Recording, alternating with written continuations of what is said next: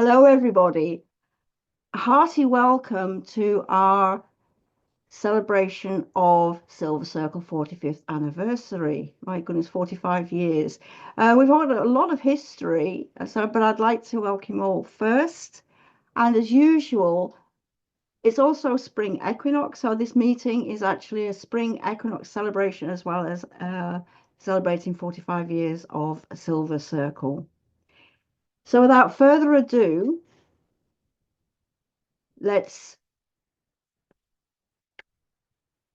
sit comfortably. Sounds like listen to mother.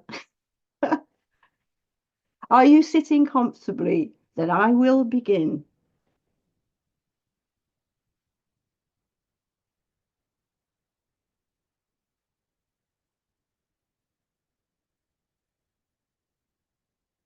A couple of days ago, we celebrated Spring Equinox, March the 20th. When we think of Spring Equinox, I'm always reminded of the celebrations they have in Poland when they paint their eggs and decorate their eggs. This is called pisanki, which means to write or to paint. Today, I would like you all to imagine that you've made your own egg,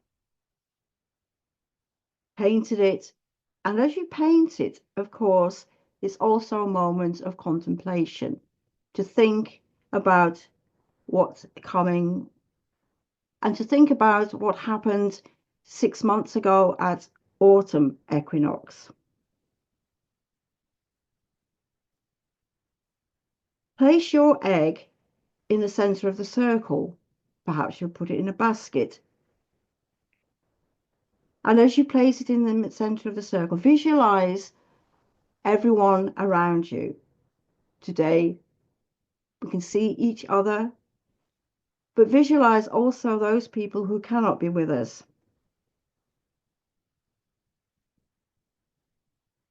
Remember all the cold and the ravages of winter, but how the single seed has survived, the miracle of life.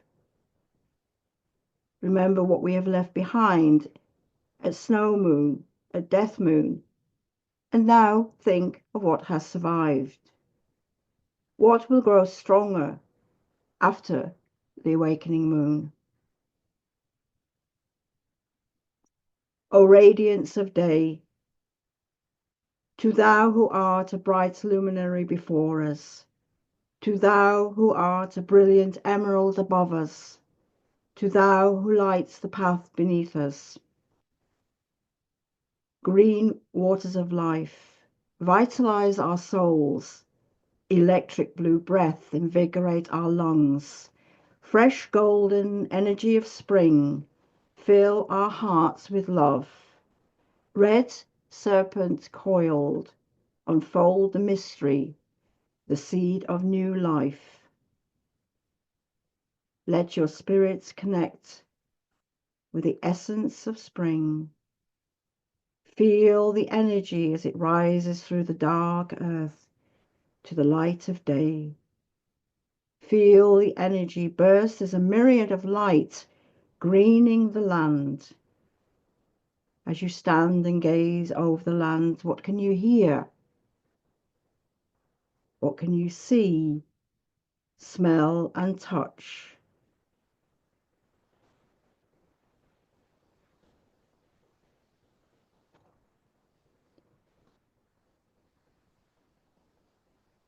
Think too about those who would benefit by some healing energy,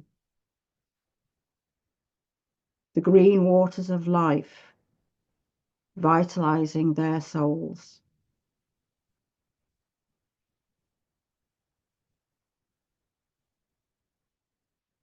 Fresh golden energy of spring, fill our hearts with love.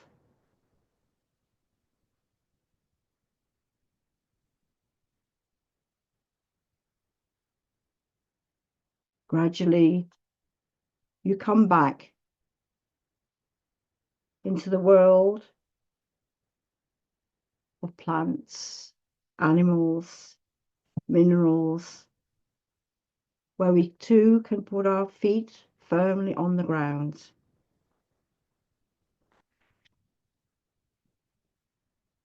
Let's drink a toast to the god and goddess who now stand in equilibrium. Let's drink a toast to all living creatures. Let's drink a toast and blessings to those who are not with us.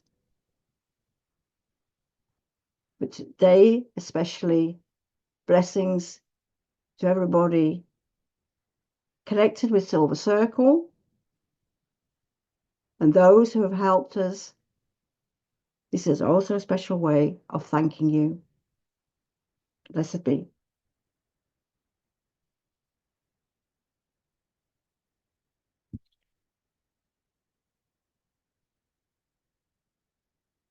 I'd like to continue, yes, moments when it all began.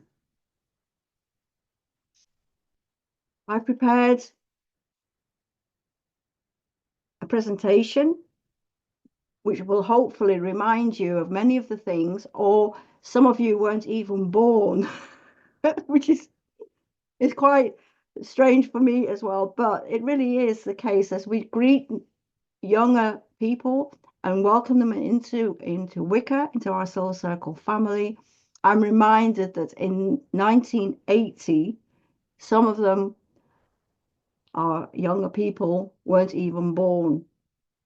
So this is also a tribute to all of you.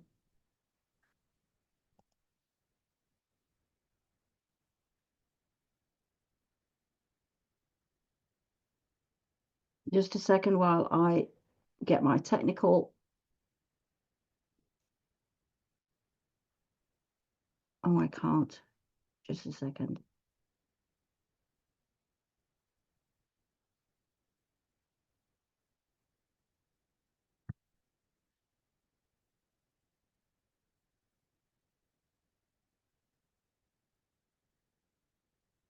The wonders of technology. One of the things I'll be talking about is Wiccan Rede paper to digital. But today we even have the internet which we can use.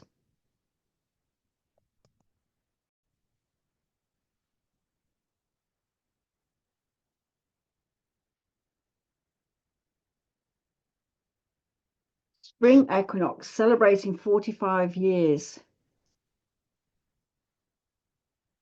This is actually a quote from our friend Gwiddon, who wrote an article called The Enchantment of Silver Circle. He was referring to at the beginning, and he wrote, Silver Circle is a labour of love of two of the most important figures in modern Dutch paganism, Morgana and Merlin Sythove. Morgana, a British native, grew up in Lancashire, a region known, among other things, for Pendle Hill and the Lancashire witch trials. In 1974, after graduating from teacher training college, Morgana moved to the Netherlands, looking for work and adventure. There she met Merlin, a young Dutch fellow who was studying psychology at the local university in Utrecht. They discovered the common interest in spirituality. And indeed, that was very much the case. But it wasn't until 1979 that Merlin and I would be initiated into Gardnerian Wicca. I don't often talk about my own past, but today I think it's more important than ever when people talk about, but who are you? What is your lineage? For many people in Wicca, it's also important to know what are your roots. Well, our roots are actually in Brighton. Our roots are actually in England, in other words. So in 1979, Merlin and I were initiated in Brighton But it wasn't until about 1984 that we actually created and started our own coven. A lot of people assume as soon as you're initiated, then you'll start a coven. But this is certainly not the case even today. But in our day, it still took us more than 5 years to establish Silver Circle and our own coven. Of course, a lot led up to that moment of time, 1984, and this is where we come to Wiccan Rede. Merlin always had this idea. He wanted, of course, you're initiated. What do you do? What do you do? Yes, of course, you have a newsletter. And of course, this is exactly what he did. He said, yes, we really need to have a newsletter. And at the time, we thought, what are we actually going to call it? Selena has just showed us that she actually has a copy of this very, very, very first newsletter. There it go. And why did we call it Wiccan Rede? Well, we thought of a name, Wiccan Rede, because it actually is a play on words, since Rede means not only reason, but also in Dutch means discourse.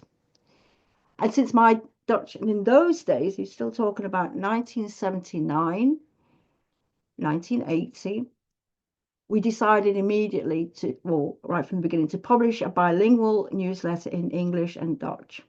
So this is the image of the first Wiccan Rede, 1979.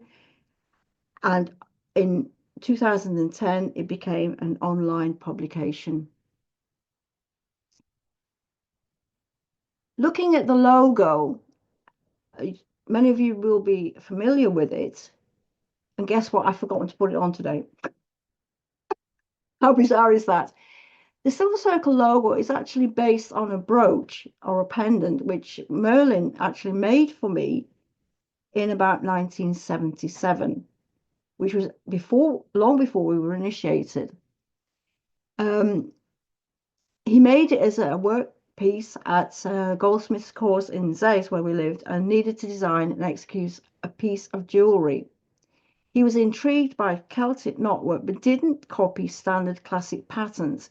In fact, by basing it on the Tudor rose of Lancashire, where I came from, of course, and he was actually going against the norm. Celtic knotwork is usually based on 3, 4, 12, but chiseling out the intricate pattern in silver, it has drawn the admiration of many people. I didn't object to using the design of the pendant for the logo or adopting it as a common pendant in 2007. Later, we would commission St. Justice in Cornwall to reproduce it in silver and pewter. And they too were very amazed at the intricate work. And as I say, Celtic knotwork based on 5 was for them also quite unique. So they really enjoyed being commissioned to make this piece.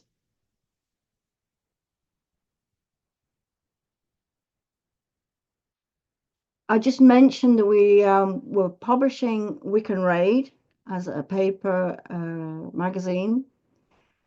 The only edition we missed was actually Summer Solstice 1985 because our daughter was born. So I think we were able to we were able to miss an edition. But it was then 1985, of course, with the birth of our daughter, it made a significant change to the way we approached Wicca, although I'd always seen it as something which we would later call the path of the hearthfire. I went back to work. Merlin was then the house husband. We changed the roles, the male and female roles, which was quite unusual in the 1980s.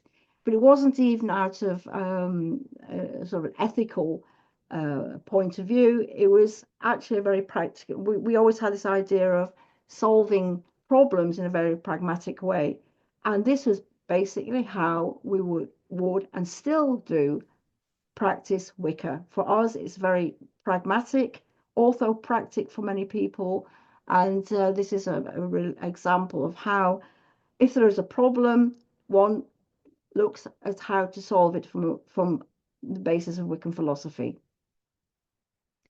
Here are just a few pictures of the Jubilees. The first one we had, we didn't have one in 1990. No, because the first 5 years, of course, we were still busy getting our coven together. So it wasn't until 2000 that we had our first uh, celebration. That was in Lunteran. There's Rihanna sitting in front of us, and Dennis or Merlin Morgana looking, well, people could say quite young. And then in 2005 in Lunteren, in 2010 in Amsterdam, in 2015 we launched also this is how technology starts really kicking in. We produced together with Maya Lane and her husband, published or produced the DVD Hexen in Holland, which is in Holland, and also the booklet. And that was launched at our Jubilee in 2015. Here we are working on the witches in Holland and the final book. Fast forward, of course, 2020, we couldn't celebrate. Well, we had everything organized to celebrate our 40th anniversary, but about 2 days beforehand, the event was cancelled because of COVID. Catherine may mention later something that happened in 2021, which kind of was our way of how to celebrate 40 years, but she mentioned that a little bit later, hopefully. So fast forward to March the 15th, last week, when we celebrated our 45th anniversary in Utrecht. Jana gave a lovely talk about Wiccan Rede from paper to digital and showed us quite a few of how it really evolved from being, as many people will also realize as well, using the old Ronios, of course, stencils. They were forever going wrong. And of course, Selena, that was one of the ones you had from 1979. It was on the Ronio. And all the red books, all the little red books, which Selena also has, and I'm sure she'll show us later, were also obviously printed on the old Ronio. Or I'm not sure what, I can't remember what they called it in the United States. Anyway, it was stenciled and it often went wrong, I can tell you. But as time developed, of course, we were able to use internet, we were able to use, and in 2010, Wiccan Rede did go digital. Last week, we also launched the English version of The Horns of the Moon. Now, The Horns of the Moon was actually a publication from Merlin. The original version was in 1989, when it was called The Horns for the Man. And for this year, for the 45th anniversary, I decided to make the English version. It's interesting, though, to quote Merlin. He says, the essence of a mystery tradition is not that you memorize everything else that someone else has. I can't read it at the moment. But you go out for yourself and walk in the enchanted forest, discover new vistas for yourself, and meet the gods yourself. A book like this is nothing more than a small signpost at the edge of the forest. Start here, blessed be. And that was when Merlin wrote in autumn 2004. So this concludes my presentation. I hope you've enjoyed it. Many of these links, I will, all the people who have registered, I'll send some of these links by email. But I do thank you all, and especially all those who've been part of this journey and helped us to make Silver Circle possible. Thank you.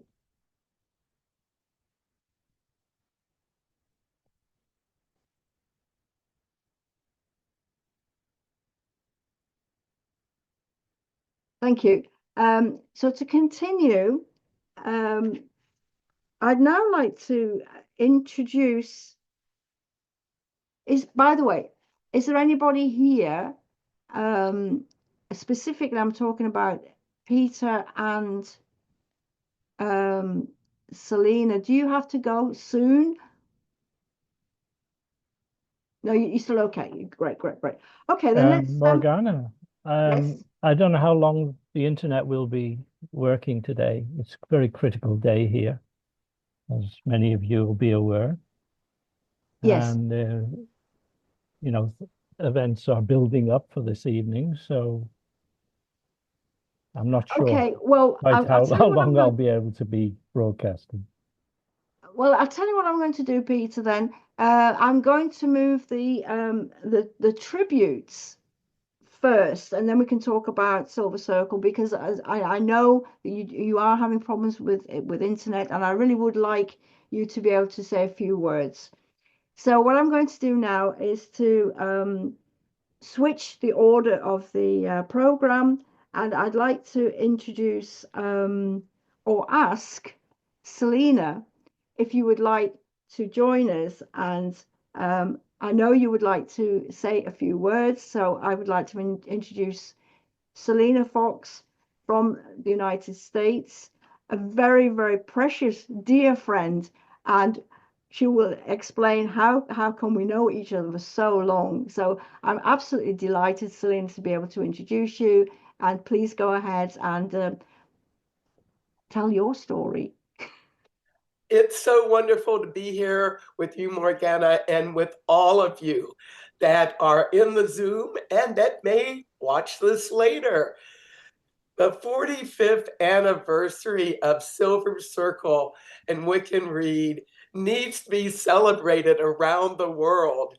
There are very few institutions, yes, I'm using that word, that have emerged from contemporary nature spirituality, the craft, and paganism that have that kind of track record that are still happening.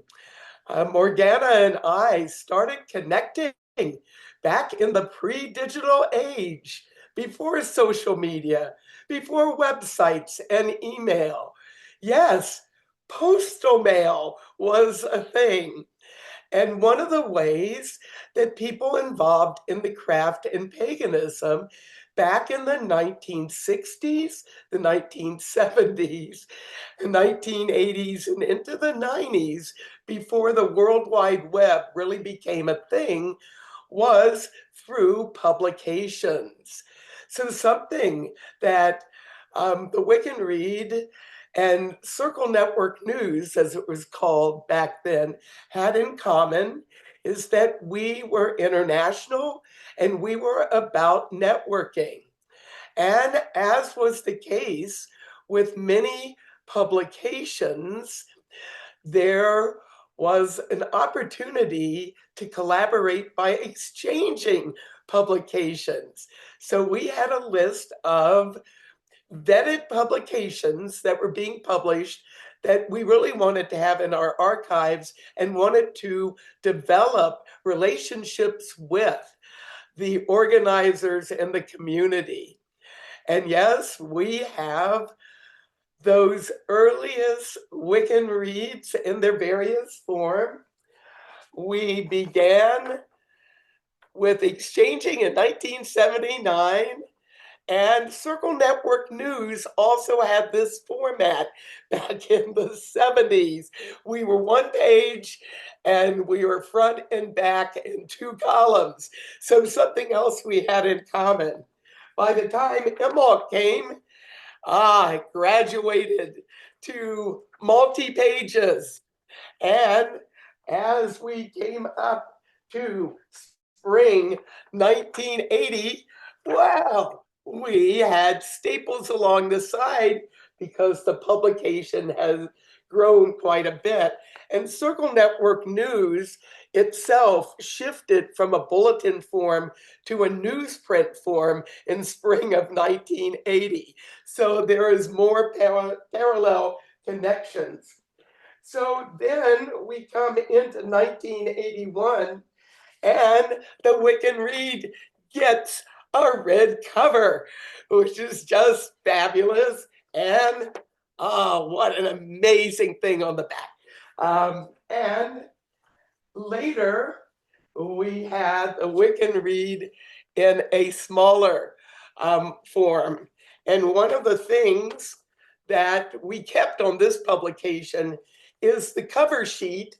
And right up here, silver circle, and you'll see we're an exchange publication.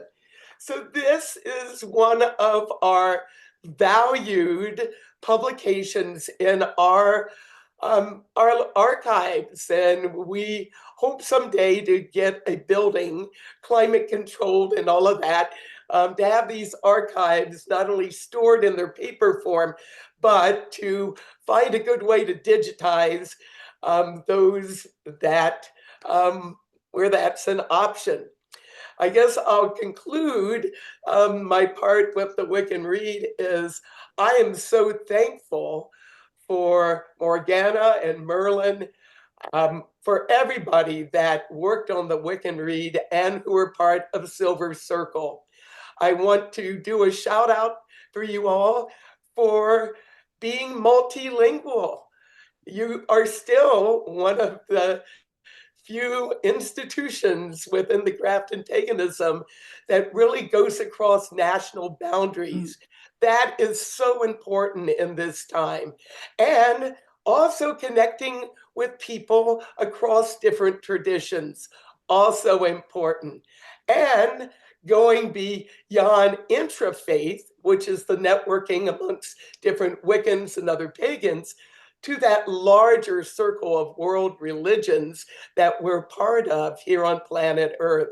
So Morgana and I have had many adventures.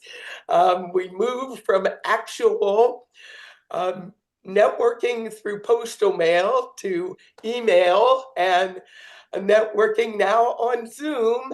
And we've been able to connect face to face at a number of Parliament of the World's Religions. I just celebrate Silver Circle and the Wiccan Rede for such a wonderful legacy, for really showing the way for people of many paths around the planet of how important it is to not only walk one's talk, but to reach out and connect with others in good ways. And I want to celebrate you all as being part of spiritual solutions instead of pollutions that too often are attacking our planet. And I do think as we move ahead together that our multi-generational dimensions will keep our various endeavors going long into the future. We need more people reaching out across national boundaries, ethnicities, cultures, spiritual traditions, gender identity, sexual orientation, and all that diversity, and finding that common ground and finding ways to support each other wherever we may be, to work together, not only for a healthier planet Earth, but that greater circle of nature we're part of here on this planet and in the larger cosmos. Thank you so much, Morgana, for your work. Thanks to everybody here that's part of this celebration. And 1980 was a really good year. We founded Pagan Spirit Gathering back then, and we're celebrating our 45th anniversary at summer solstice this year with a big gathering. And I will continue to weave in stories of this celebration as I go about 2025, inspiring hope and inspiring ways to connect now and in the times to come. Many blessings, blessed be. Thank you, Celia. You're absolutely wonderful. And as I say, I remember, joining you in rituals at Parliament of World Religions. You mentioned interfaith. It's been such an important part of our work as well. And I think people really underestimate the work you've done as well with Circle Sanctuary, we're Silver Circle, and we obviously meet together also with Pagan Federation International. So thank you so much, and hopefully we'll be with you at our 50th anniversary. Thank you. I'd like to now invite Peter Mark Adams, who has also played a crucial part in as one of our authors in for Wiccan Rede. So, Peter, would you like to come online and tell us a little bit more about your experiences of Silver Circle Wiccan Rede? Well, after hearing Selena, I I think she said it all for all of us. So I've got very little to add to that. But as an author, most of my time is spent in front of the monitor. So the public occasions are really quite rare for me. And it's almost like last 20 years, at least 20 years. My spiritual path has been writing itself, recovering the ancient traditions, the mystery cults in particular of antiquity, are this kind of specialist area I felt drawn to since I was at least, I don't know, 12 years of age. And now, after half a century, I get to devote myself full time to deep research, bringing together scholarship with the inner story of the great mystery cults of antiquity. So we looked at the cults of Dionysus, and we've looked at the cults of Ephesus and Samothrace. And the present work is just about to be announced. It'll be out next month, is on the cult of Mithras. So beyond there, I'm probably going to turn towards Egypt. So that my kind of spiritual path is woven through these texts that I produce. And as I embark on these different projects, there's normally a very intense interaction that takes place. And I can mention just one if I could. I don't want to take too much of your time. Is when I came to write the book Misdai on the Villa of the Mysteries in Pompeii. And I had a very vivid dream, so vivid that it stepped outside the boundaries of a dreamscape of the black goat. And what I can say about this vision is that it was of a beauty that was beyond comprehension. And there was such a sense of robust life and frailty combined within it. It was like a blessing or gift from the deity about the larger pattern in which we're all embedded. Life, death, life again. And so I say, when writing is your spiritual path, you may be isolated from the public on a day-to-day basis, but you're not isolated from the currents. And I think we met up in Istanbul some months ago, didn't we, Morgana? Be able to share some of our reminiscences about the early days. Yeah, you know. it was And amazing. I remember. In that sense, Peter, what has been so fascinating about our connection as well is that as writers, we've been able to look at how many of the texts have influences, and that's why I'm so honored to have you as one of our guest authors. So thank you, and I hope it's reciprocal. As I say, I think in this day and age, especially when we're talking about digital publications, it's so important also to make use of as many of the channels as we can. So I've always been really happy to have interviews with you, but actually we did meet after I can't remember, maybe 25 years, I can't remember how long we actually met in person.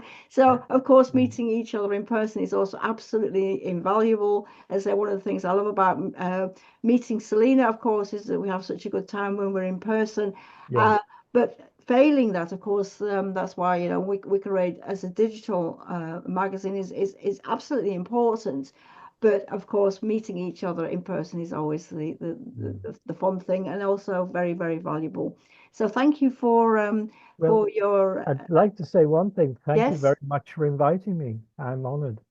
Absolutely. Well, as I said, I know you had problems. That's why I pushed everything a little bit forward. So I'm really, really grateful for you making the efforts and just praying the internet will just hold up. So if you fall off, there will be a recording, so you'll be able to listen to the rest of the if for any reason your internet fails. So thank you again, Thank Peter, you. for your contribution to Wiccan Rede, of course, but also for my spiritual education as well. It's been absolutely fabulous.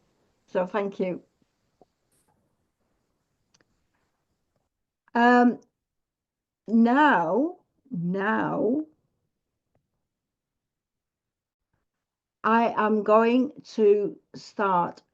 To wish everyone connected to Silver Circle a prosperous, abundant, healthy, and happy 45th anniversary.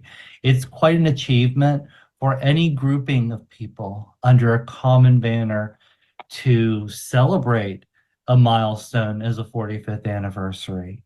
And elders like Morgana and the late Merlin that had been doing that for that long. It's definitely a lot longer than I've been in the craft.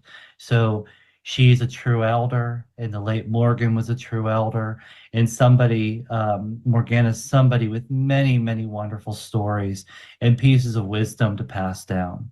I've been fortunate and lucky to have known Morgana for a number of years. We first met at PantheaCon in California when that was still going on. And we got to hang out that weekend, her traveling from the Netherlands, me traveling there from the East Coast of the United States. So she had a much further flight than I did. But it was a wonderful time spent together that time for PantheaCon. And we've got to spend more time after that in person together when she has visited the United States. We had attended some lectures together. We spoke together at a lecture as well. And she had got to know some members of the coven that I'm part of, the Woofa Coven, and has circled with us for one or two rituals at least. I remember at least a Lammas ritual that was Lammas Sabbath that was a very special occasion when Morgana was a guest at our group. And everybody loved her here too because she's just so friendly and filled with warmth and wisdom that she's been able to share. And we really thank her for that. And we really thank her for her kindness and her generosity. And everything in Silver Circle that has been influential in touching the lives of other people, not just through the publications, the books. They are great resources of wisdom and insight for people. That beautiful moon calendar is just tremendous. There, Morgana had some that she had for sale when she was visiting here, and there's some people that still have them hanging up, like they had them framed and hanging up because they're just so pretty. They're just so beautiful. So Morgana and Merlin and everybody connected that had made that happen it's just a tremendous gift. And even the careful articles that are written in the Wiccan Rede online. I've been fortunate enough to have written a few different articles for the Wiccan Rede online over the years. And I'm humbled by reading everybody else's articles too, because their articles are way better than mine. And they are tremendous to read, and I know I'm always going to learn a little bit of something.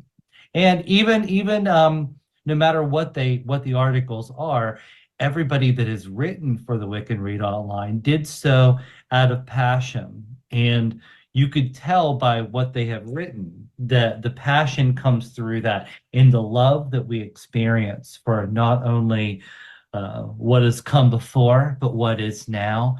And I mean, it's the 45th anniversary, so even what comes into the future, right? Because this isn't the end of the story. We know that there's going to be much more story to come for a group like Silver Circle and the work that continues. That it's bigger than any just one person. And you see that in many groupings of people, where it's much greater than any one person. That's something that's going to be long lasting. So I wanted to wish everybody a great, great 45th anniversary. And also here in the Northern Hemisphere, wonderful spring equinox. So happy spring equinox. So I wanted to share with you a little piece of writing from one of my elders, one of my last elders that passed away just a couple of years ago. And looking at some of the things that he has left me, his name was Terra Star. I wanted to read you something for the spring equinox to bless everyone who has attended. Equinox is a balance between light and dark, a balanced time in the tide of light. Light is a symbol of inspiration and new beginnings, as are the buds which break and bear potential and promise. As our world undergoes its rebirth, let our commitment to our ways be rekindled in our hearts. Light and life in perfect poise do stand. Balance, harmony, and love are the watchwords we proclaim throughout the land. The fresh springtime breeze and the warmth of the sun announce nature's handiwork has begun. Joy springs eternal in the human breast, for the best in life lies yet ahead.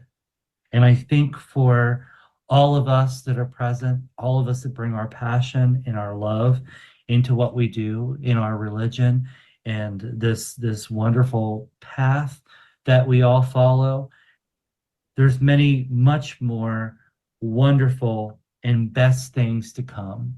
And I wish Silver Circle a great 45th anniversary. 45 years into the future, I hope I'm still here to wish it another 45th great anniversary and many, many more following that into the future. I think our religion is one for the future, and I think Silver Circle has a part to play in that. Wish you all the best, lots of love, many blessings, and blessed be. So, thank you, Thorn Nightwind. Of course, he, Seamus, and I, and Selena will remember PantheaCon. Of course, it no longer exists, but PantheaCon was also a wonderful conference. I think it was in San Jose, or was it Sacramento? San Jose, I think it was. Yeah, yeah, yeah. So those are all parts of our history, of course, because at PantheaCon they also had hospitality suites where you could talk about your own tradition. And I remember Seamus sharing one of the talks about Silver Circle, and he was maybe Seamus. You can add a few words if you like. I mean, would you like to add a few words about your experiences of Silver Circle? Um, yeah, maybe now. Would you like to just add a few words? Sure. So I'm Seamus. I'm a gardenerian in Southern California in Los Angeles. I live in Hollywood. And I met Morgana, God, was it like 15 years 2014? ago? Yeah, it was a long, 10 years ago. Okay, nine, whatever. And it was at PantheaCon. And while most of PantheaCon was kind of a blur, because I was very young, um, I remember meeting Morgana and being like, there are Wiccans in the Netherlands? Like what? And so, being a very myopic American with very limited experience, I was like, no way, cool. And Morgana was just like so cool, so nice, so down to earth, so friendly. And we quickly became friends, started chatting, started hanging out. And I learned so much about the history of the spread of traditional Wicca through Europe, that we on this side of the pond don't really get an education in, right? We read books by like authors who have been around for a really long time. But when it comes to things being published outside of the English language, we kind of know very little. So it was just really cool to meet Morgana and to get to spend time with her and to be like, oh my God, I have a friend in the Netherlands now, who's apparently been initiated longer than I've been born. And so, it was just like a fun, like random thing. We bonded really well. She gave me one of those amazing Silver Circle prints that I have literally hanging over my altar in my bedroom, right, one room over right now. That's been there since then. So it's a really fond remember, like it's a fond thing to look at that reminds me of Pantheacon, reminds me of when we met, reminds me of all the things that you taught me, and reminds me that, I have a larger Silver Circle family out there in the world that I can hit up anytime. Thank you, Seamus. I thought that fitted very nicely with Selena and also the connections with Pantheon and America, of course. America, that was my first trip to America. I always said that I wouldn't go to America unless I could stay for at least a month. And I started in 2014 in Florida, which is also the heart of Wicca, Long Island line, of course. And then I came over to the West Coast and enjoyed Pantheon. So that was when I think I no, I met Selena in 2004 at Parliament of World Religions in Barcelona. So when I saw her in 2014, it was actually for the first time in America. So thank you again, Seamus, for reminding us of Pantheon and adventures in America. I'd like to go back now to the earlier part of our program. Is Gwiddon still with us? I can't actually see. So Yeah, I sure am. I'm right oh, there here. you go. There you go. Okay, I'm going to share screens again. Let's hope it's going to be the presentation. I'm going to start sharing now, Gwyneth, and then you can start telling a little bit more about Silver Circle. Here we go. Can you see it? Can everybody see this? Oh, Yep, that's the very end. that's the very end. Let's start with the beginning. Here we go. So go ahead, please, Gwyn, and tell us a little bit more about Silver Circle well, your journey for Russia, Turkey, Montenegro, and Spain. So please go ahead.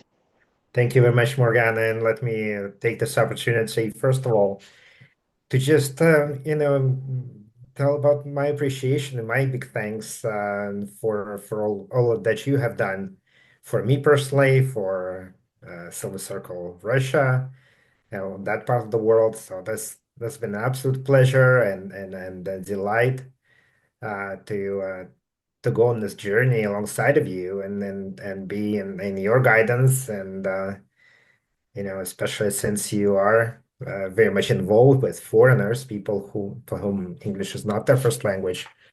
That's that's a huge deal for us in our neck of the woods, and I really do appreciate it. I want to say thanks for all you've done. My name is Gwiddon. I was born initially in Soviet Union back in the days when it still existed, but I grew up in Canada. And I was first initiated Alexandrian 25 years ago. And at some point, I moved back to Europe. I went back to Russia to work, actually, in 2008. And our mutual friends introduced us, mutual friends from Canada introduced me to Morgana. It's like, this is the coolest person you can really get in touch with. And that's exactly what it was like. So we first connected in 2008. Then I went to visit Morgana and Merlin in their place in the Netherlands in the early 2009, and that's how it all started. And for me personally, it was I wanted to feel what it's like to have, to go for a Gardnerian tradition from the ground up. So Leslie and Morgana initiated me in England actually in 2009, and it's been an amazing journey. Yeah, she, um, we went. I think the first ritual we ever did together was a hand fasting in Hungary, actually, Mhm. in June of Yeah, that's correct. 2009. Yeah, yeah. Yeah, I got you to come all the way to Hungary. that's right. So that's when we first met and actually had the first ritual. So that was amazing. That was amazing. Yeah, and then Morgana came to Moscow for the first time in August 2009. Yeah, that might not be the most politically correct photo right now, but that's what it was like. And back then, the situation in Russia was totally different. There's very few Wiccans or people, doing this stuff. So what we've done is we organized a Moscow pagan pub mood, the first of its kind. And that's how a lot of people came to find out about different things like what paganism and modern witchcraft is really all about. And in 2015, we launched a Russian edition of Beyond the Broomstick. And you can see quite a few people these days. That's actually when I met my wife. There she is, that very day. Yeah, organized a Moscow Pagan conference a couple of times. It was an interesting experience as well. And Silver Circle definitely enriched our experience. And there was a lot of challenges definitely involved as well. And I think the most important challenge is getting used to a different mentality.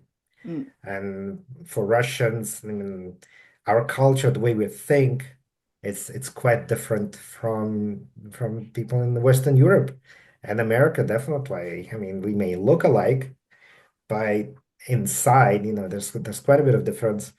And the linguistic difficulties definitely as well. Not that many Russians speak good English. It just happened this way. People attracted to Silver Circle, majority of them speak pretty good English. I mean, you kind of have to. Um, Very few materials were translated into Russian, and that's still the case. There are very few decent books available. When I arrived in 2007, we had a couple of books, Silver Raven Wolf and Scott Cunningham, so the most popular ones were available, but not anything else. And it took us a while to get things going. But generally speaking, yeah, this is Eva, this is my wife.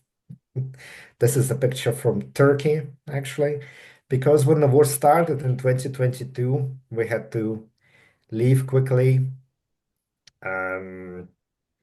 due to the whole situation. So first we spent a year in Turkey, in Alanya.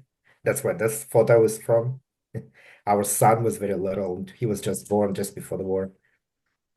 And then after a year, we moved to Montenegro, and that's where we spent another year or so. It was an amazing time, actually. Um, did some stuff with Silver Circle in Montenegro, absolutely. And my wife is currently more involved into women's groups, doing more pagan things. And this is a photo from Montenegro, but she kind of does a lot of things online now. We also, Silver Circle influenced the society that we made, a Magic Montenegro Society in Tivat, where we lived, where they had also pagan pub moods, and they still do. And now it's been a year next week that we moved to Barcelona. We live in Spain, and Silver Circle has been in Spain for quite a few years. And Daniel's not here, unfortunately, but he might be able to say a few things about the Spanish experience. And that's where we still are. And some of our Silver Circle Rush people are on this call right now. Might be able to share some of their experiences. And this is, yeah, we've started like a pub mod in Barcelona as well, trying to get a feel for the land because that's what I love about Silver Circle is we are always looking to root our practices, our traditions into the land that we're in. The spirits of the land are a very important concept. So now we are working on that, trying to get our Spanish roots going, because that's where I believe this is the place for us to be for until the end of our lives. Spain is wonderful. Can I just add something that Selena will For sure. remember? when we had Parliament of World Religions in 2004, which was in Barcelona, it was Selena who organized a pagan meetup in Barcelona. So I think she predated you, Gwiddon. I'm very sorry, but it was Selena who had the first pagan moot. Oh, that's I amazing. think That's in the amazing. chocolate factory, of course, if I remember correctly. But it was actually because of that mood that we did meet pagans in Barcelona, and so that's since 2000. So it's literally 21 years this year. So you're continuing a fabulous tradition, and I'm really glad to see that there is again a moot in Barcelona. So thank you for that. Yeah. Well, thank you, Morgana, for being instrumental in all that, for being that spark of inspiration. And I'm happy to hear that there's a.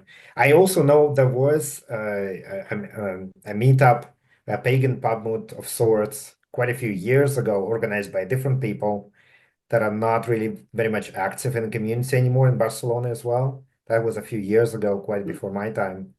But now, you know what? I'm actually going to mention that at our next pub moot next week, Magic Moon Barcelona. I'll tell them the very first one was organized by Selena Fox. That's pretty amazing. We actually, it's funny, but people who show up every month, they're a mixed bunch. We have an American from Utah. We have some people from Italy. We have some Russian people, of course, some local Catalan people, some people from South America, definitely.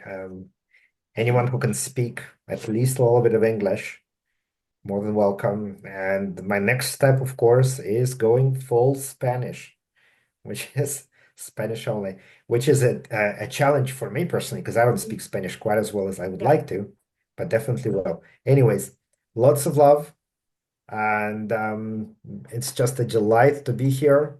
And a very special thank you from me to everyone who made this possible. We also have an online PubMod thing going in Zoom. Yeah. This is for Russian speakers from many different countries. Don't have to be Russian, just have to at least understand. And that's just the final one in the picture. Oh, that's us in 2019.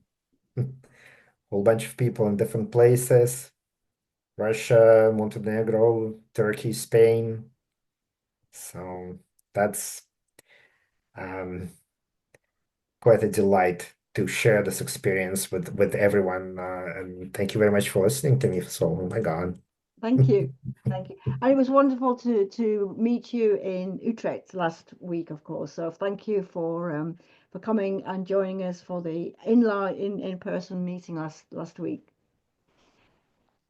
So I'm going to stop sharing. We is Catherine still with us, or I can't actually see at the moment. So just a minute. Yes, I'm still here. Oh, there you are. So I'd like to invite Catherine now to as Catherine and I's connection is slightly different because we started, well, partners in crime.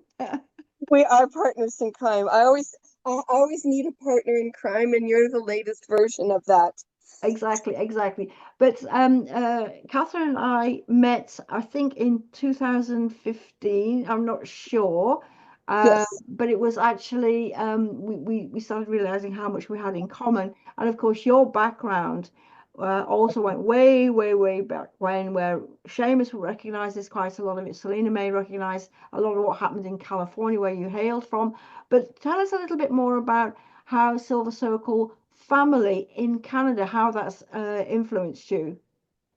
Sure. First of all, I'm so honored and grateful to be here, and thank you, Morgana, for all of this. Appreciate it. And this has been today has been a real trip down memory lane for me. Let me see if I can connect all the dots. Selena, my love, your Silver Circle News was the first pagan publication I subscribed to when I first joined the community in the mid 80s. So in some ways, I'm kind of a baby to this. But we'll fast forward to 1990, and that's when I was initiated and when my coven was founded. So it's very easy for me to remember how long it's been because it's 10 years after Morgana.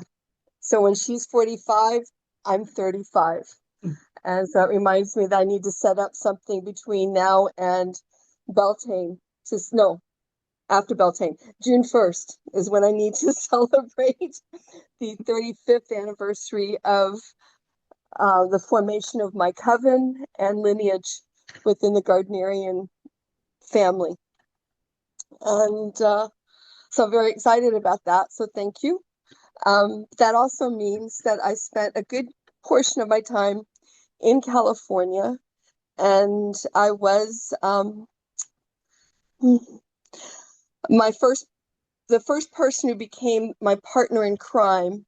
And partners in crime for me are people that get me involved in things that I don't realize I should be involved with. And the first one that did this to me was Allison Harlow, who was one of the elders in the Northern California area. And she's the one that got me involved with Coven of the Goddess, which is organization that I was very much involved with and became first officer of in 1997, 7, which brought me the first time to Canada. I came here with Don and Anna Frew, and stayed with Tamara and Richard James, and fell in love with people that were here, and eventually things happened. But let me skip. I'm skipping ahead a little bit. I attended my first PantheaCon. At the first PantheaCon, which I can't remember the date now, but it would have been like mid 90s, and it was in San Jose. Mhm. The second one was in Oakland, California. The third and fourth ones were in San Francisco. And that was where in 1999, we did the second presentation of Oracles from the Living Tarot. Now just remember that name, put a pinpoint on that name. I'll come back to that. So I was involved with PantheaCon very actively. I was on staff for part of it. I did registration, but as happens in 2001, there was a major thing that happened, and I left the U.S. Because of the passage of something called the Patriot Act. And I knew that as soon as that passed, things were going to happen.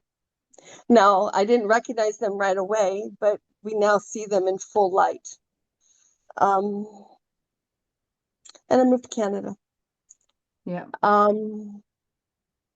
It was here that I started to hear things learn a little bit more about things in Europe. But it was in 2015 that I finally met Morgana, and we had all sorts of connections. I had the connection with the Parliament. My first Parliament of World Religions was in 1999 in Cape Town, South Africa, which is where I finally met Selena. We went on that day trip where I dangled my hand in the water where great white sharks actually jump out to grab seals. I didn't know it at the time that I was dangling my hand in shark-infested water. It was a beautiful day. And it was an amazing experience. Meeting Morgana and learning about Silver Circle, it was like, I know this. I know this. And this is something that I wanted to be part of. And also, Morgana and I had so much in common. Our work with interfaith. She came and stayed with me when we did the Parliament of World Religions in Canada, in Toronto, that I was very active with in various aspects. They didn't see me. We would go to the Metro Convention Center. I would drop Morgana and another house guest that I had so they could go and do all sorts of wonderful things. And I went to work because I was in charge of volunteers. I was in charge of the pagan contingent. I was in charge of all sorts of things. And I loved every minute of it. What else? There was, so much that happened in this meeting. So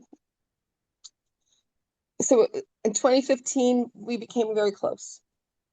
And we started plotting and planning and doing things together. And she kept bringing me in, and you can do this, and we can do that. And I loved every minute of it. And I loved learning more about it. And when I had an initiate that I had a student in Europe that I wanted help in training, she's like, here, I can help with this, and we've got this. And so we started doing the guidance work with her and some other things. And it was just amazing to be able to have such a depth and a wealth of information to add to all of the things that I brought with me from California and from here in Canada. We mentioned the Sankey eggs. I don't know if how well you can see this, but this is a very poor one that I did. I didn't get time to do the back side of the egg, but of course it has a horse on mine. I usually do at least one a year that has a horse because that's one of my totems. And the other thing that I am so very proud of and happy of is my hat. And you'll see right here my pin, the silver circle. And this now brings me back to that thing that I mentioned, oracles from the Living Tarot. In 2021, we still couldn't meet in person to celebrate to celebrate the wonderful accomplishments of Silver Circle. So we did an online Zoom, and Morgana said, can we do a version of Living Tarot? And I was so honored to be able to share this with Silver Circle community. Wait for that. Stop, wait for that. I was so honored to do that because Oracles from the Living Tarot was first done in 1998. And it was done as a Samhain ritual. I didn't think it was going to go anywhere. I was looking for something, quote unquote, light to do with my ritual theater group, Magical Acts Ritual Theater. We had just come off of 2 really hard years of working with another production. So I thought, this will be light, it'll be easy, no problem. But we had so much fun doing it, and we had an audience of over 150 people that came to that ritual that we applied and did it at PantheaCon.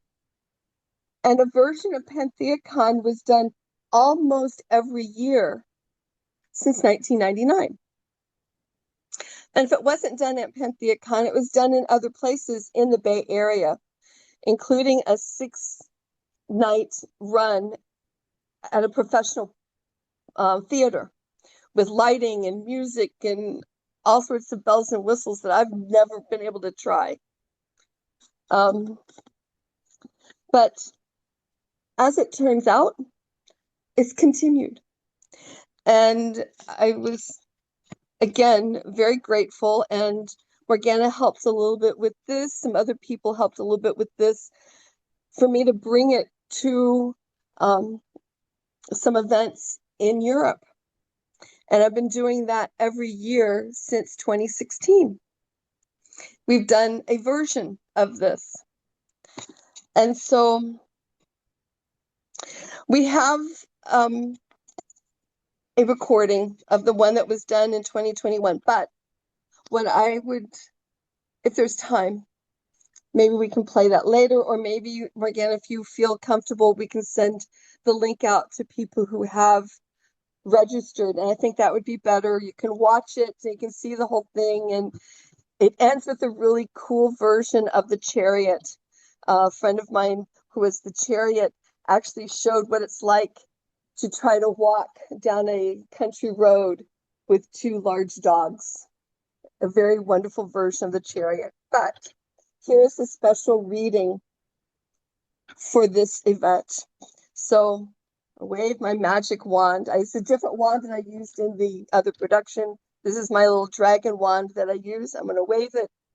I'm going to cast our magic circle around us.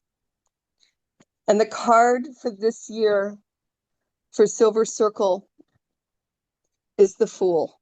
I don't know if you can see, there's the Fool, kind of all of his glory. You know what the Fool card looks like.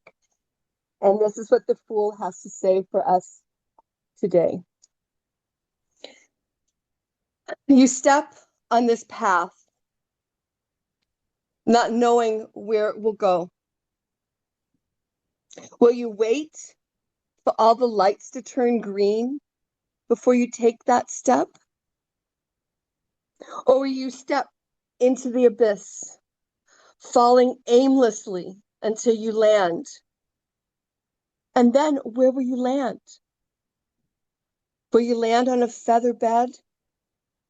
Or will you land on a bed of roses and thorns? How will you react? It's your choice. A bed of roses and thorns may fulfill your desires.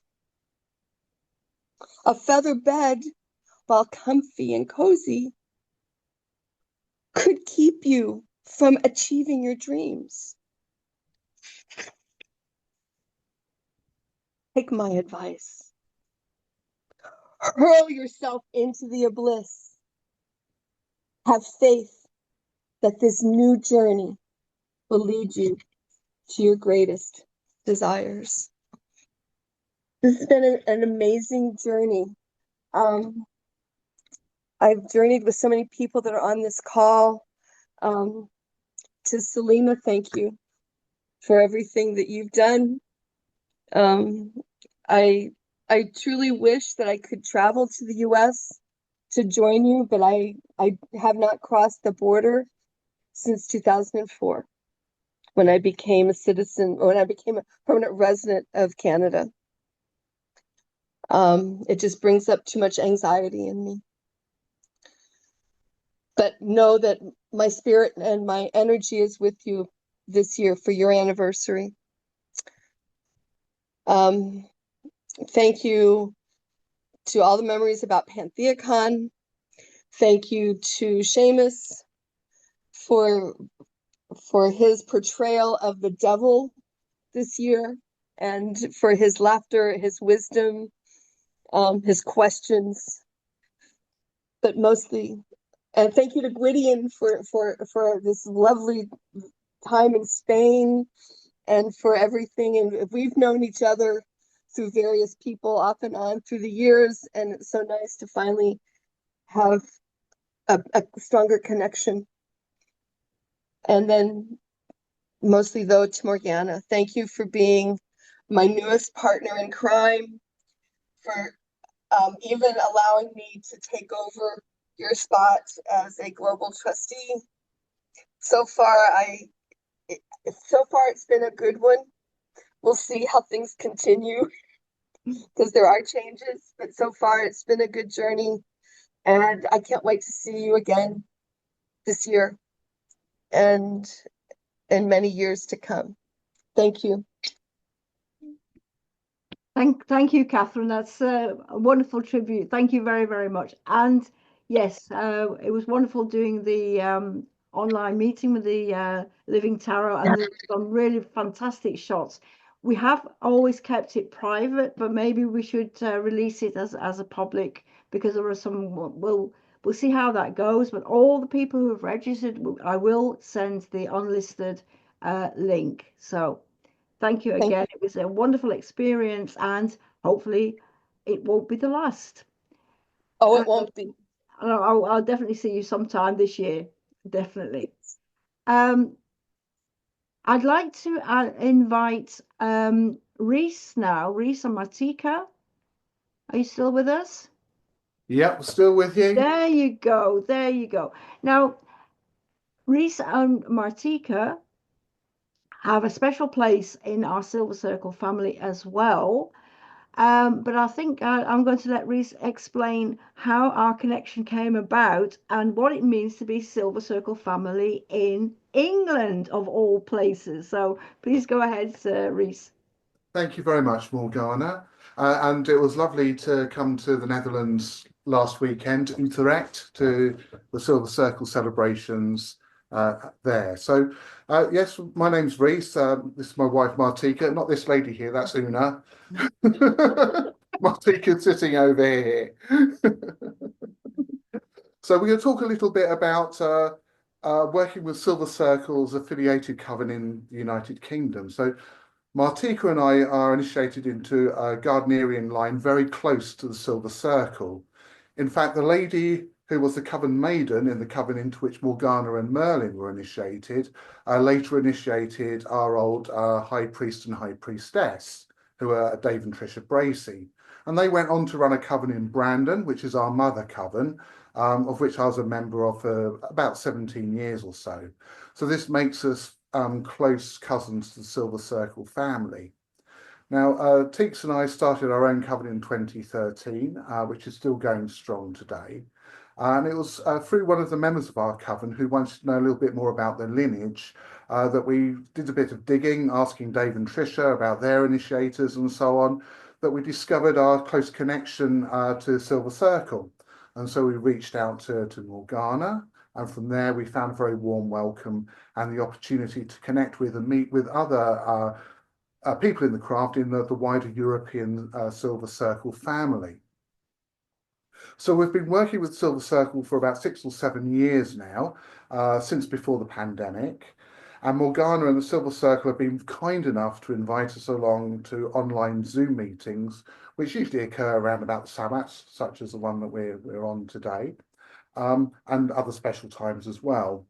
And we take part in these discussions, learning about the customs, myths and folklore, and natural cycles of various countries, not just within Europe, but also within the United States and Canada as well, which was a really nice thing to do. We've also been working with the Silver Circle on a couple of other projects, one of which was when Morgana asked me to track down the origins of a piece of prose poetry that's associated with the Sabbat of Samhain. And we were able to discover who it was written by, a chap called Reg Hinchcliffe. And we also discovered some of his other poems as well in the Moonstones anthology pamphlets, which was a really interesting project to take part in. We've also not just worked with the Silver Circle online. I'm half Dutch, and so I have lots of family connections in the Netherlands. And we've visited the country many times, and as such, we plan to come to the Netherlands in 2020 to meet up with Morgana in person. But of course, the pandemic hit, and we had to postpone our trip to Zeist until 2022, when we came to visit for Beltane. And this for us was a lovely chance to meet up with other members of the Silver Circle, and meet our friends in real life who we'd only ever seen on Zoom up until that point. So that was really a nice thing to do. We had a great weekend with Morgana and had the opportunity to work with our Dutch and German cousins in a Beltane ritual. Later that year, we came to the Netherlands again and spent a week with Morgana and other Silver Circle people at a lovely site in Limburg, renewing our connections and our ties with Silver Circle, taking part in rituals and discussions and all that kind of good stuff. So one of the great things about working with Silver Circle family is the sharing of information and resources. We set up an online meeting between Morgana and our old High Priest, Dave Bracey, so that the two elders of the craft were able to discuss their different views and experiences, hopefully with both of them finding it a useful experience. Dave and I were also very fortunate in that the Wiccan Rede online published some of our articles. They deemed them worthy enough to publish, which was very good of them. Sadly, when Dave died last month, we were able to set up a OneDrive with all of his articles, or some of his articles and musings on the craft, which we've entitled the Craft According to Dave, because believe me, he had one or two opinions. So, which we've made available for Morgana and Silver Circle family. So most of what Dave has written is on that drive. And it's through collaboration with Morgana and Silver Circle that we're able to discover that we had quite a lot in common. I won't get into too much detail, but there's elements of the rituals that we do, which we share with the Silver Circle family, the sort of customs and traditions that we have, which originally I thought came from Dave and Tricia, but it's really nice to hear that it comes from sort of further back. That through discussions with Morgana, we discovered that these things go further back than Dave and Tricia, which was nice to hear as well. So we really value our affiliation with the Silver Circle, and it's wonderful to find that we're part of a tradition and a current that's come down to us, that there are people practicing all over Europe and in the United States and in Canada with very similar traditions and rituals to the ones that we use. And also it's an honor to pass these on and our Silver Circle connections to our own initiates. Our coven is looking forward to continuing to work with the Silver Circle family. We're looking forward to continuing to take part in the online meetings, to share information and to be taking part in discussions. And most of all, we're looking forward to visiting the Silver Circle family in Europe and for them to come visiting us in Suffolk in the UK. We look forward to working with you in the future, to sharing circles, to sharing stories, sharing experiences, to honouring the gods and spirits of place and working magic together. And thank you very much for asking us to talk. Thank you, Rhys Martika. And again, it was absolutely fabulous to see you last weekend when we could actually, I was saying to a lot of people joining us today, this is basically what we did in Utrecht, but of course we've tried to pack a whole, a lot of things into a small meeting. We're already over time. But what I'd like to do just to finish is we had at the meeting last week, we also had a discussion in which we invited the audience to ponder about not just Silver Circle 45 years, but also will we be around for the 50th anniversary? And that led to the following item, which I'd like. Is Mary-Elaine still here? I think she is. Yes, I am. Oh, there you go. There you go. So, Mary-Elaine, I'd still like to go to the next item because it's always a big question as to, where do we go from here? So last week we had a discussion point. We had a sort of Silver Circle conversation, and the subject of the discussion was the future of Wicca. So this is where I would like to, Mary-Elaine will be helping us. She will actually be leading this discussion. But first of all, Mary-Elaine, would you like to introduce yourself and what is your connection to Silver Circle? And then you can go into the subject of the future of Wicca. Yes, of course. Go ahead. Thank you very much.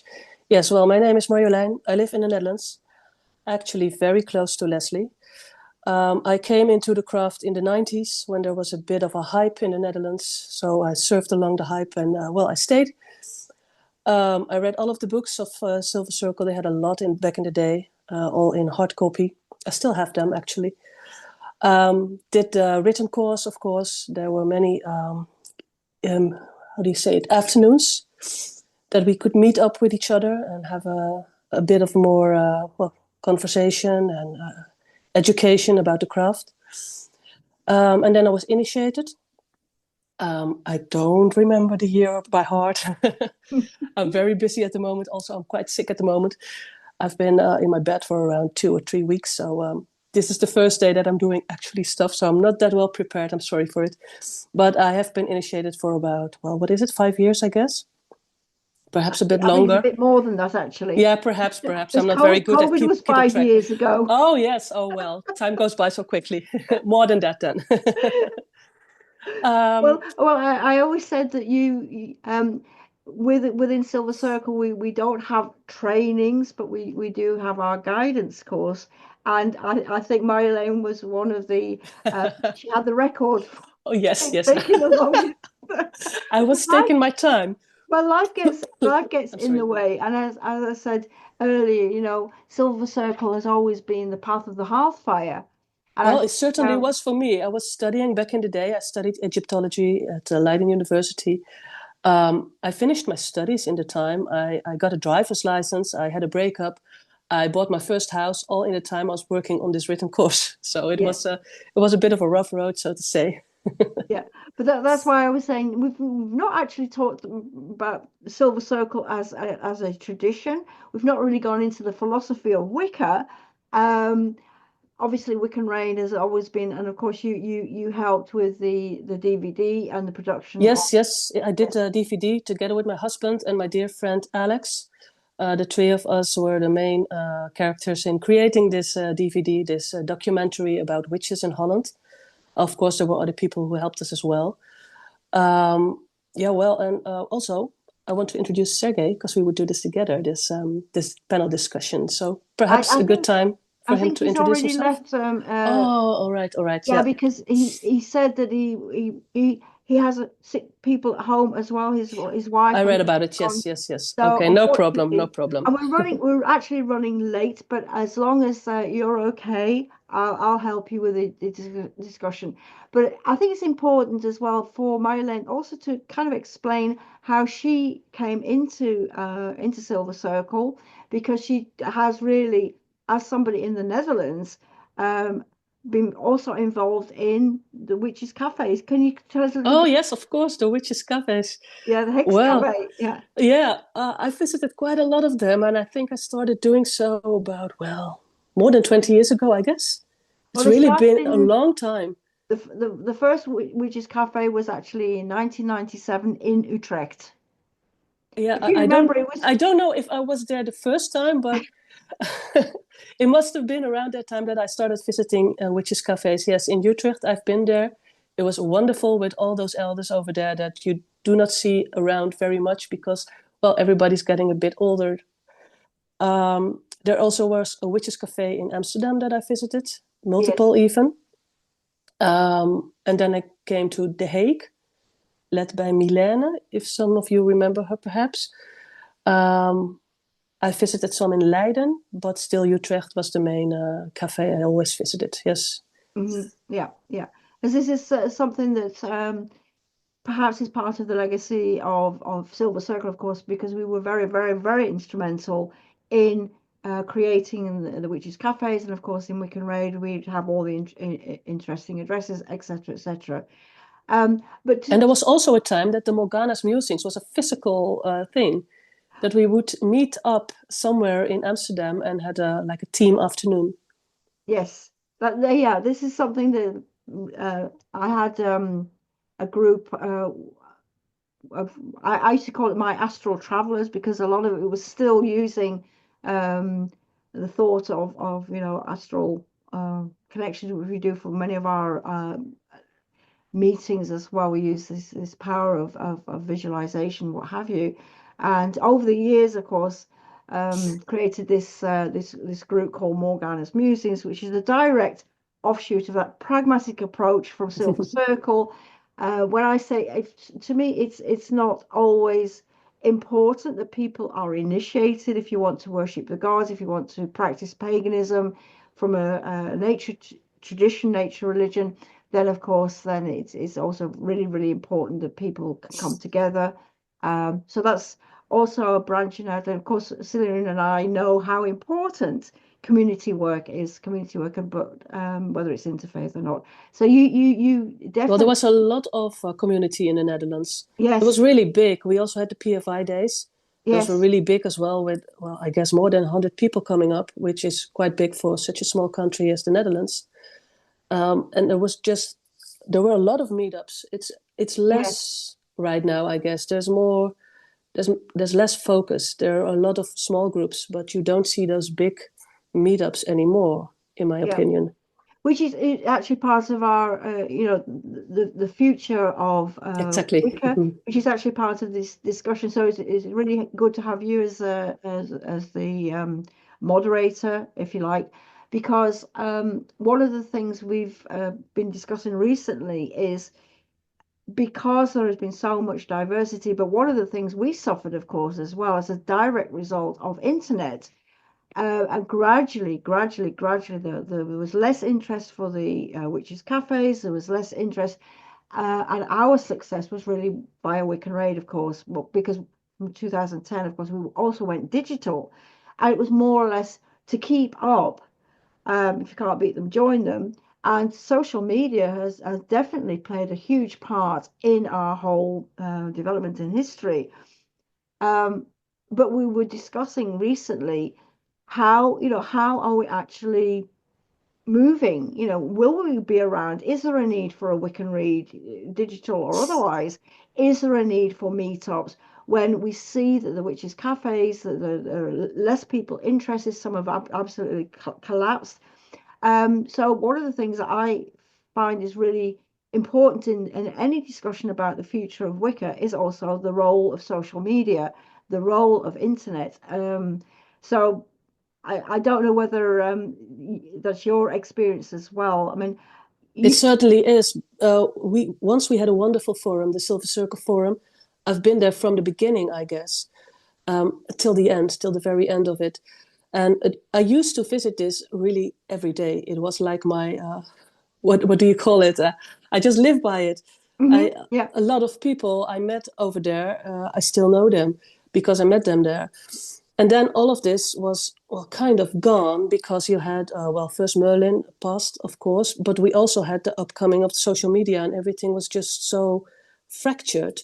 And we would talk to each other on Facebook, but all in different groups, not together as a whole, like we used to do at the Silver Circle Forum.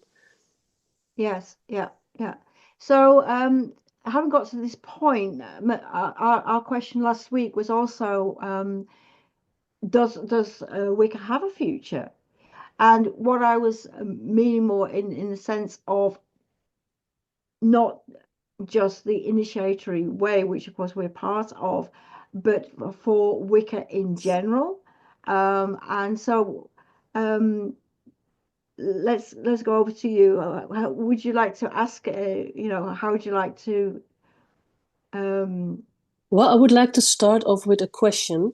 I want you to think of a word, all of you, and that is, what is like the center of Wicca for you? What is that we must keep on teaching other people if we want this to evolve into the future? What is the center of Wicca for you? If you can think of one word or otherwise one sentence. And perhaps we could use the chat, because otherwise we would all be talking to each other. Yes, it would not be understandable. Yes, I'll check the chat for you. Yes, thank you.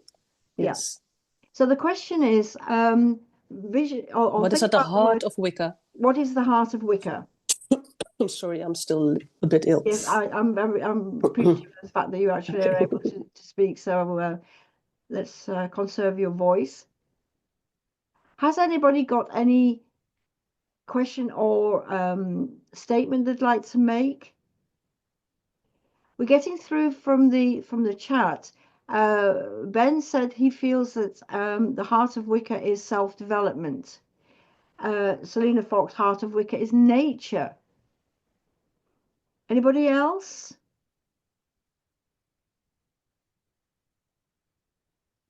This is the interactive part, so I would love for you to bring in your voice. Beauty, mystery, and life. Yes, beautiful. Grounding, did I read it correct? Grounding, yes. The honoring of the god and the goddess, community across time. Yes, beautiful, beautiful.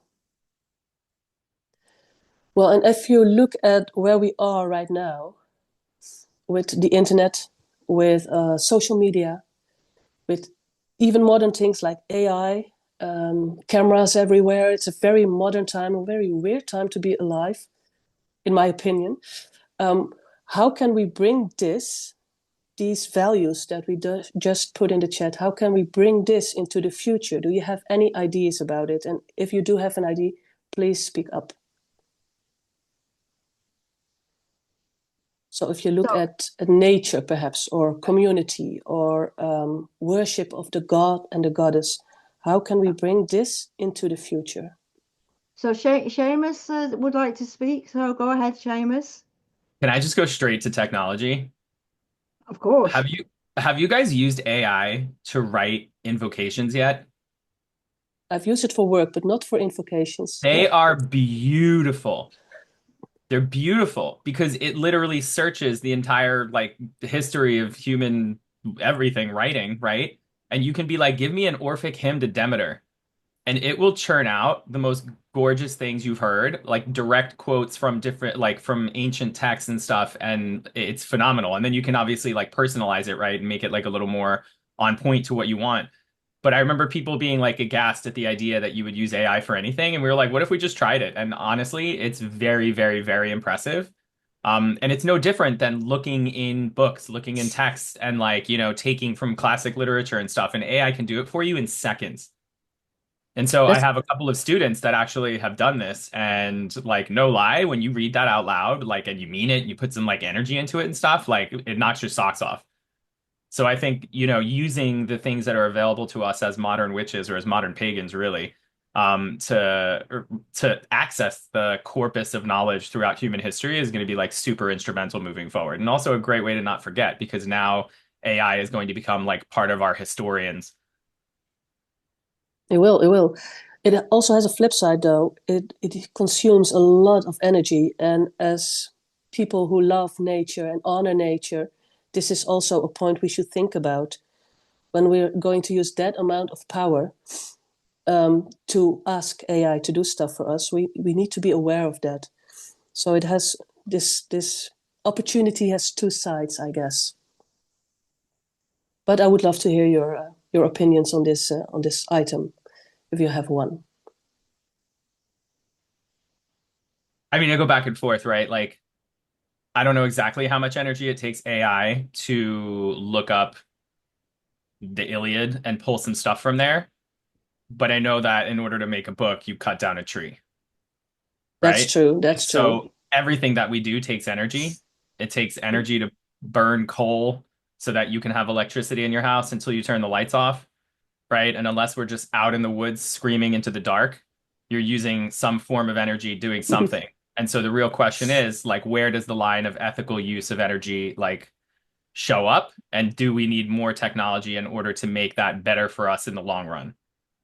True, true. True question. Yes, thank you. Also, if you, oh yes, Catherine, yes. I think you're still on mute because I cannot hear anything. Yes.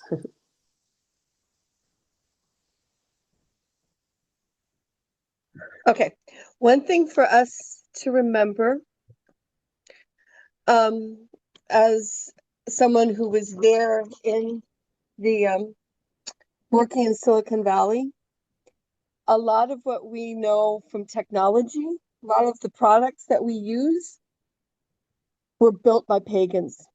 Pagans had a very, very, very strong influence on the technology that we use. So technology shouldn't be something that we don't access for whatever reason. One of my mentors in tarot, Mary Kay Greer, started using AI to ask some interesting questions, and it's been fascinating, the things that she's been getting, and tarot readings through AI. So on the flip side of all of this, what is the energy use? And we know that that massive server farms have to be built, and the energy that those take is enormous. That said, there are new computers that are being developed that are quantum computing that are going to jump us further and not use the energy that these server farms will use. So it's a balance. And I really appreciate, Seamus, your comments about, searching, doing the search, but then not using it as the final product, but going through and then, updating or making it what you need for the ritual that you're using. So it's a fascinating concept. So thanks for bringing that up. But I really want to celebrate the work that many of us who were working in Silicon Valley at the time did in order for the internet to be the way it is, for both good and bad. And I don't think we get enough credit for what was done and who was working in the back end.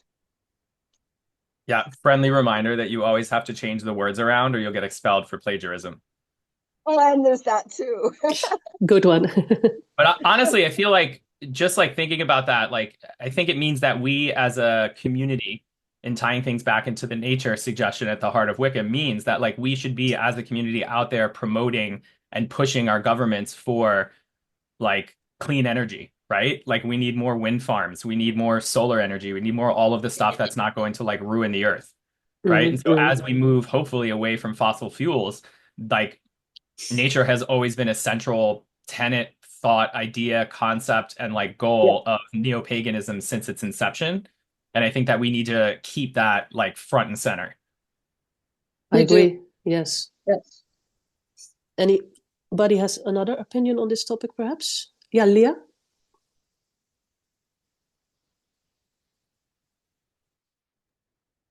Yes. Oh, still not. I can hear you now. I can hear you. Yay! I try to move the hand. What I wanted to say, technology could be quite a good thing to connect. But if the question is, where is Silver Circle in 45 years or 50 years? All the great stories I've heard last week and now are all meetings in the flesh, real meetings. I've written it in the chat. I miss you guys dearly. I would like to have more connection in real life, in woods, whatever, at sea, but real connection and not only technology. When I see beautiful things made, I said that last week also, made for Morgana, voor de Bridget. Ik weet het Nederlands. Ja, ik weet het Engels niet meer. Zeg het in het Nederlands. Misschien kan ik het vertalen. Ik ben gewoon te moe inmiddels. Er was een... somebody from America made something beautiful, what was on Facebook for Morgana. And those things can draw new people in. But there's so much at the internet at this moment. I can see all kind of people with all kind of meanings and things, but I don't know what is correct, what is true, what is real. And that's what I want to learn from Silver Circle. That's what I want to learn from you all. You got a So very good point there. We live in the information age, but perhaps we better call it a disinformation age, because exactly, at this time we really can't tell what's true and what is not. really. Last week there was somebody who put a link online and had a whole rant on YouTube. And I really thought, wow, so much negativity. Chips out. I will listen to you, to Morgana, to Selena, to other people that I know from here. But it's so much, and not all is good. So if you want to stay, I think it's important to reconnect together with you as a human, your energies, and not only digital. So that's my. I think it's an excellent point. We could perhaps use technology and social media to attract people that are interested in the craft, but to keep them, we must meet in the flesh. Exactly. I think, thank yes. Thank you so much for this comment. Anybody else wants to add something to this, perhaps? Yes, Selena. Don't forget that mute button.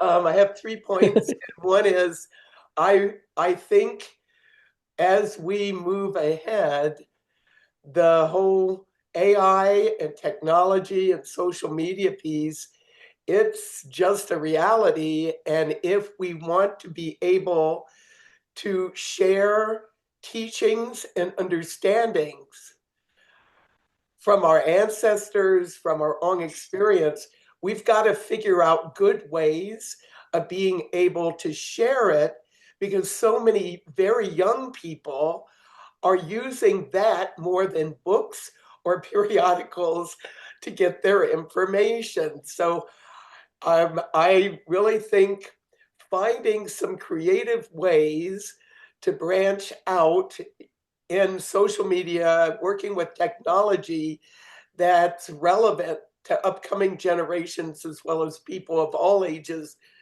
wherever they happen to be. In the United States, we're having some opportunities to problem solve like I've never experienced in this life. And I'm over 75 years old now.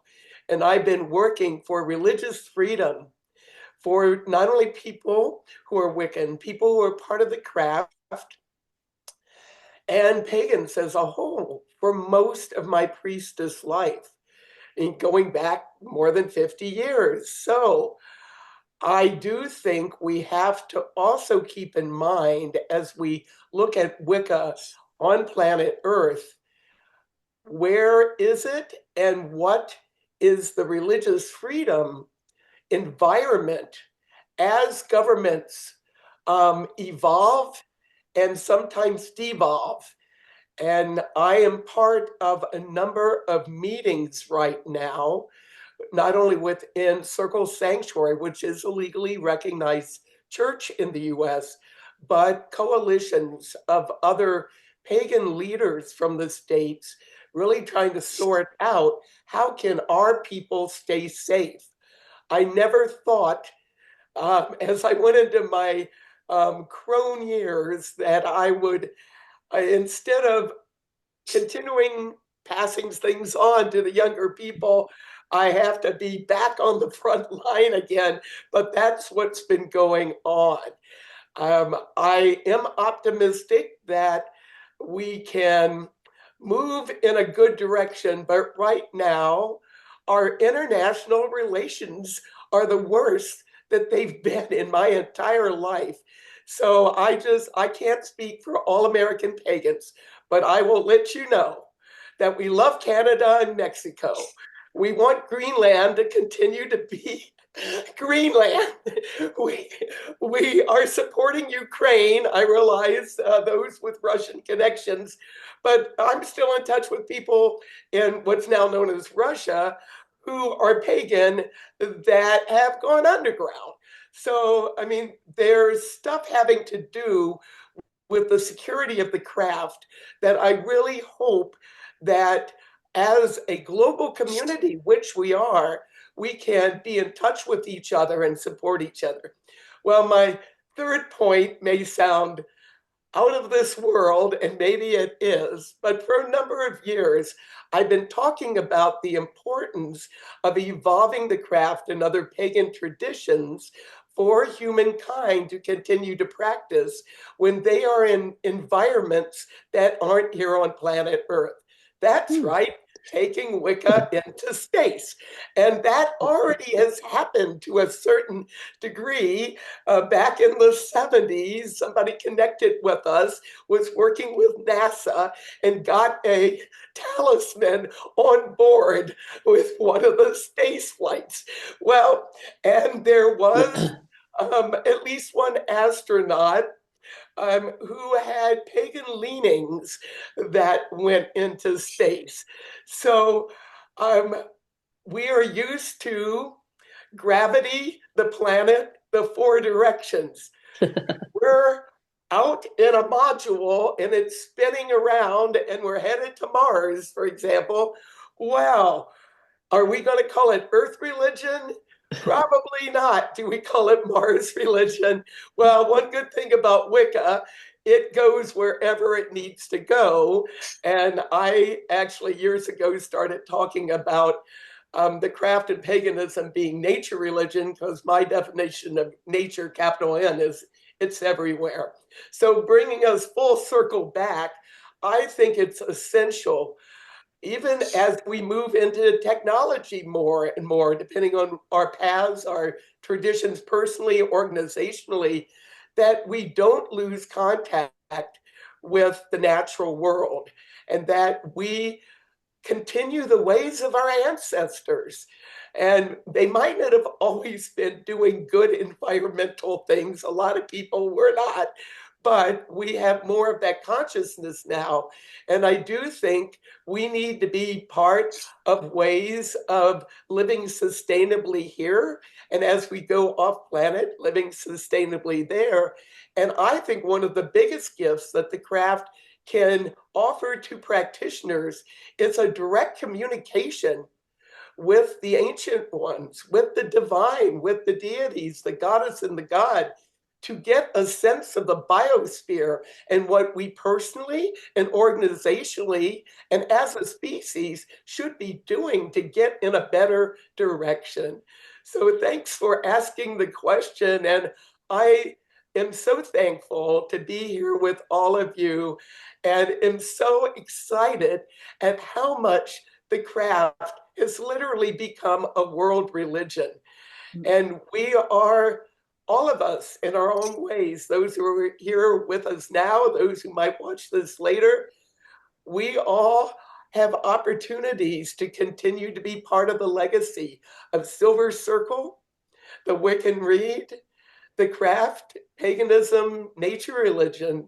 So thank you for the opportunity to listen and also to share with you. I want to applaud to that. Thank you so much for your wonderful contribution, Selena. Yeah, I think it's very important that we continue to act as a community, not only in a country, but like worldwide. We used to have something like Witch Fox. It doesn't exist anymore, but perhaps it's time there will be something else. Or that we could expand the PFI a little bit to all countries. Oh, my little daughter is coming in. She's 7. Her name is Annika. Oh, dankjewel, liefie. She made something for me. So that we could connect to each other worldwide. I think that's very important, a very good contribution. And yes, Ben, do you want to add something to that? Yes, 7. Yes, I think one of the greater challenges that we as a community have is how we will adapt to an ever-changing world, to an ever-changing community, without losing our background and our connection with our ancestors. I remember by a book by Alvin Toffler, Future Shock, in which he said, well, it will be up to the man who can adapt himself the best on all those future things that are coming and that we don't even know that they're coming. It goes back even to the survival of the fittest by Darwin. And we as a community should start trying to get ourselves adapted to the new changes because there will become a new reality. We see that we are now really in a furnace of new things, new molds that are being made. The whole world is changing, and we will have to adapt ourselves to that. And if we cannot adapt ourselves, perhaps there will be no future for us. So that is one of the great challenges, and we will have to use new technologies without losing the sense of togetherness by meeting in flesh. And I think that's one of the great challenges but I don't have an answer on how we should do that. But I think there are many ways, as usual, there are all many ways to do that, but it's something that we should think about on how to adapt.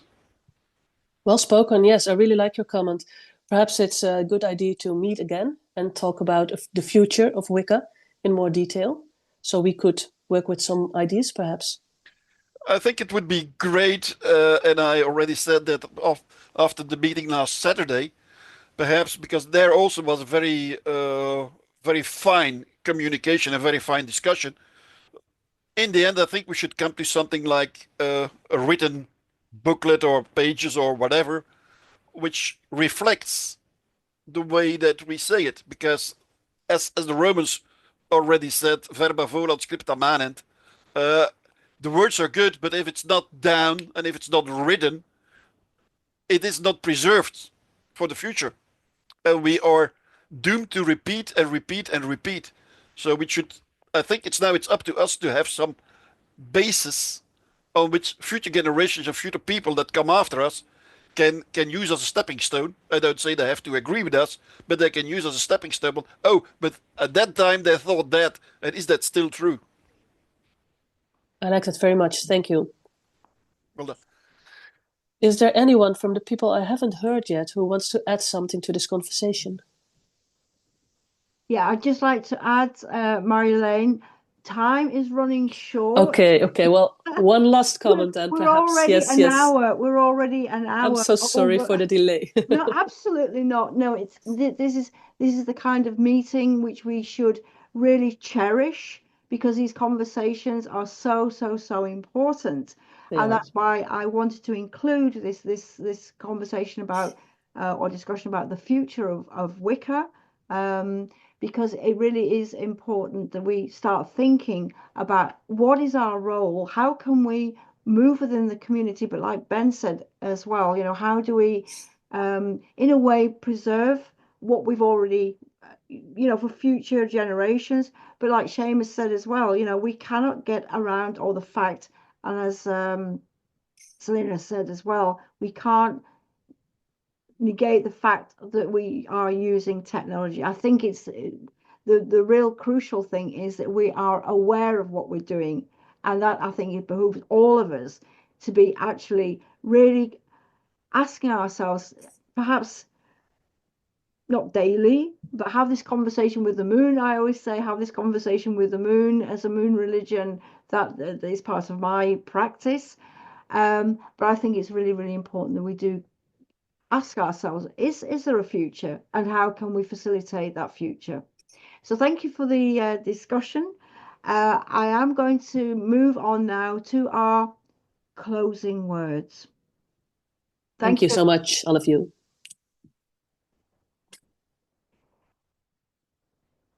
Closing words. It's always difficult to come to a conclusion in such a short time. But I would like to thank all of you for joining in this conversation and joining in the tributes, and many tributes, which really warms my heart, of course. And let's hope that we will be able to celebrate Silver Circle in 5 years' time. It'll be our golden anniversary. So let's look forward to our golden anniversary in 2030.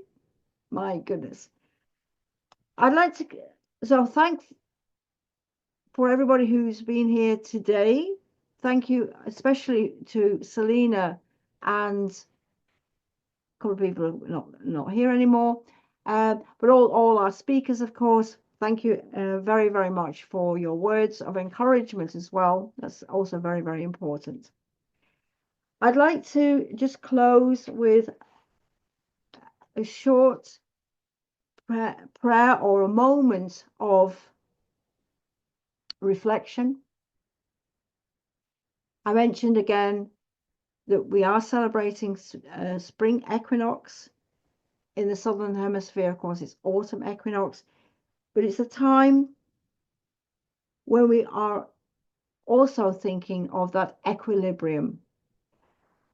And as we part, I would just like to reiterate those words which we started with, but remember the green waters of life which vitalize our souls. Remember the electric blue breath which invigorates our lungs. Fresh golden energy of spring. Fill our hearts with love. Red serpent coiled. Let's unfold the mystery, the seed of new life. I wish all of you a wonderful spring and a wonderful celebration of the moon. As a lunar religion, we can have this conversation with the moon every single day. And to all of you, let's also remember all those who would benefit by thoughts. As we know, thoughts speak louder than words and can also help people to heal, but also our animals. Never forget our animals, our living environment, the sea, the rivers, the mountains, the land around us. And let's also thank each other for your presence and for your energy towards a brighter future. Thank you, everybody, for being with us today. And I will now stop the recording. But if you would like to stay online, please, let's continue the discussion, but without the recording. So thank you all very, very much for joining us, celebrating Silver Circle 45th anniversary on March the 23rd. Thank you all. Blessed be. Blessed be. Thank you, Morgana. I have to zip off in a few moments, but it's good being with all of you. We've got to have celebrations of these milestones. It helps enrich life and it gives us momentum to have more milestones. So